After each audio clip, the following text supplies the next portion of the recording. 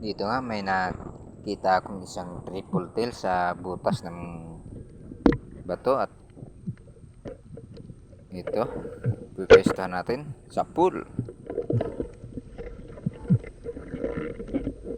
Hindi masyadong bumaon yung flapper kaya itutusok muna natin mga idol.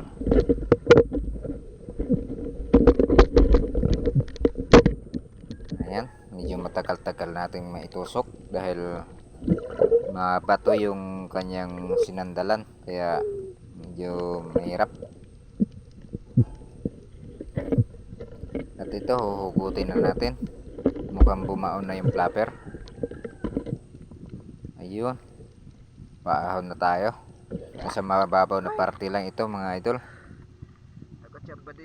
Ang isdang ito ay masarap ito sa sweet and sour o sa sinabawan.